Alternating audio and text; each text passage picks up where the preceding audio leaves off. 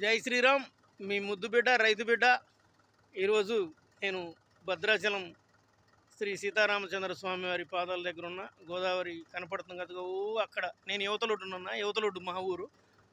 అయితే విషయం ఏంటంటే, దక్షిణ అయోధ్యగా పేరుగాంచిన మన భద్రాచల సీతారామచంద్ర స్వామి వారిని అందరూ కూడా దర్శించండి. రాముడి యొక్క ఆశీర్వాదం తీసుకోండి. మరొకసారి చెప్తున్నా,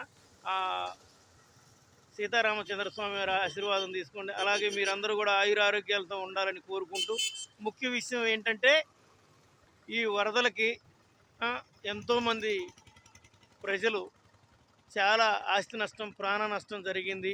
తినటానికి తిండి, తాగటానికి నీళ్ళు కూడా అందని పరిస్థితులు ఉన్నాయి. అలాగే మూగజీవాలు కూడా ఉన్నాయి. కొన్ని ఆవులు, గేదెలు అలాంటి వాటికి కూడా పశుగ్రాసం అంటే మేత దొరకట్లేదు.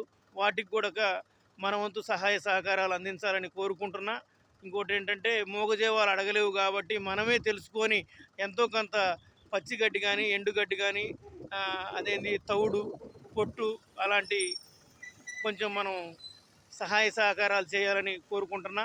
ఇంకోటి ఏంటంటే మిత్రులారా, నా యూట్యూబ్ ఛానల్ని, అలాగే నా రైతు బిడ్డ ఛానల్ని, అలాగే నా యొక్క రీల్స్ని చూస్తున్నారు. మీ అందరికీ కూడా నా హృదయపూర్వక నమస్కారాలు తెలియజేసుకుంటూ, ఇంకోటి ఏంటంటే, ఈ వాతావరణం కూడా చాలా ఇబ్బందికర పరిస్థితుల్లో వానలు వస్తున్నాయి, వరదలు వస్తున్నాయి. కాబట్టి అందరూ కూడా వేడి నీళ్ళు తాగండి, ఆరోగ్యంగా ఉండండి, వేడివేడి ఆహారాలు అలాంటివి తీసుకోండి, చాలా జాగ్రత్తగా ఉండండి.